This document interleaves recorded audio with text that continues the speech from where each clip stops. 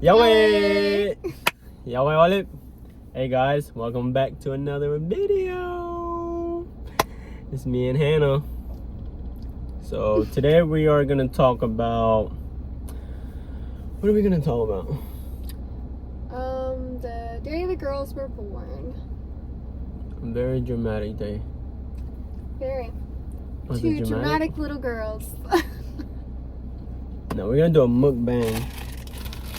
I'm gonna make my ramen Kool-Aid while she tells y'all a story about her dramatic birthing experience. Yes. Okay. So when I was pregnant with the girls, had a lot of health issues. Was very anemic. Had to get. Well, how many times do you think we visited the hospital during those 35 weeks? Oh my Like in 30, like between the first week and 35 weeks, we've been to the hospital like a lot of times. I don't remember how many times, but I know we've been there. It was a lot. It was probably like she was 10 like, to 15. She was low on iron. She was low on food. She was low on water. Girl was running on fumes. But yeah, I just wanted to. Yeah, she went to the hospital a lot. Yeah, I was really sick. I had like dizzy spells and like almost would like faint. I had really bad, really low iron. I was anemic. They did, I think I had 2 blood transfusions while I was pregnant. 1 transfusion after I had the girls, and then I had to have, I think it was 4 or 5 iron transfusions after having the girls. But anyway, so go to the day that my water broke. It was the day before we actually had the girls. It was like the evening before. And my water broke. I was 35 weeks, and so obviously had to stay. They brought us into a We were already in the hospital, right?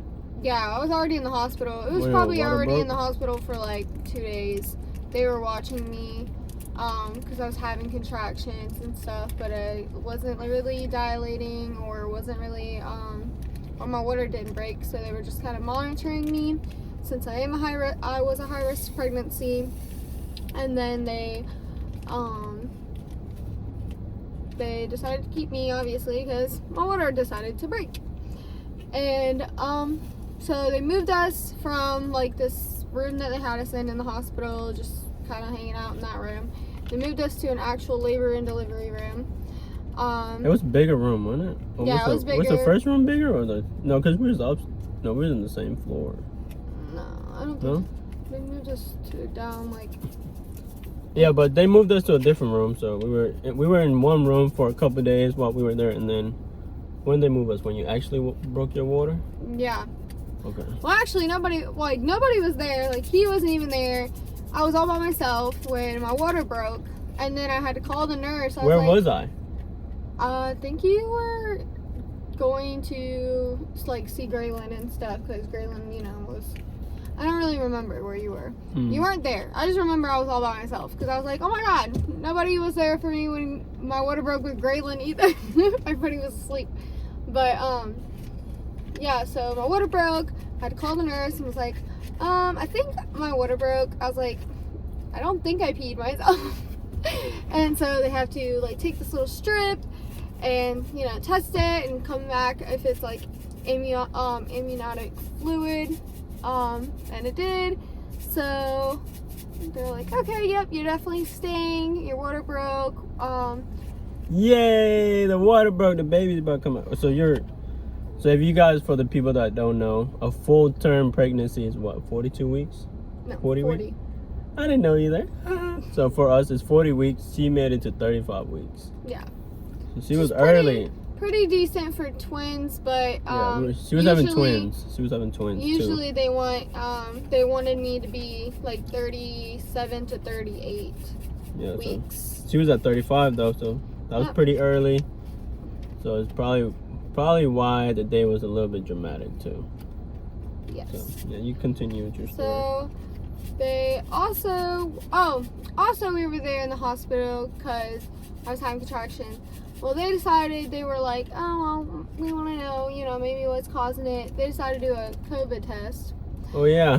Yeah, and said that I had COVID, even though I had 0 symptoms, nothing going on, blah, blah, blah, blah. They were just saying I had COVID.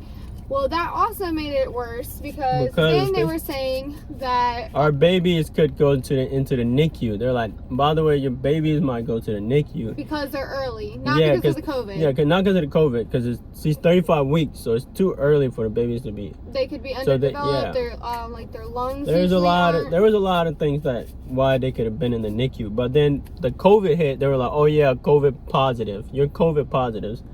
And so they were like, and the babies go to the NICU. You couldn't see them for what, 7 days? Yeah, they couldn't. They're like, oh yeah, you're newborn babies. So we weren't gonna be able to see them. So they were for telling 7 us. days, They were telling us nothing. like right before the babies were born. Oh, you're positive for COVID. You're not gonna see your babies for 7 days because we're telling you have COVID. But she didn't feel no. But every single nurse that even seen me and you don't look sick. They're like, you have COVID? They were trying to take my babies. Weirdos. Yeah, they were like, weirdos. You don't look like you have COVID. Yeah. You're not sick. You're not having anything like that. I'm like, no, I'm perfectly fine. Right. They're like, why did they even take that? I was like, I don't know. Yeah, why did they take the COVID test? I was like, I don't know. And I don't think they allowed me to refuse it either. I don't know. It was weird. Yeah. Well, anyway, we're in labor and delivery room finally. Oh yeah, we are. Yeah, and then so they checked to see how far along I was, how far long dilated I was. I think I was 2 centimeters. And they were like, okay, well, we're gonna let you know, see if your body will, dilate everything on its own without Pitocin. Well, it was getting, because once your water breaks, they have to do some, they want you to have the baby, in my case, babies, within 24 hours. 2 babies, 2 girls. Within 24 hours to reduce the risk of infection that can come through the birth canal or whatever. So anyway, not dilating fast enough, so they decided to put me on Pitocin. They crank that thing up, and Pitocin contractions are horrible. They are very painful because it's not your body naturally going into labor. It's fake. It's forcing your body to contract your uterus, so it's more painful. Do you want to pause the video and we can continue later? Girls are starting to cry. No, we could just tell them.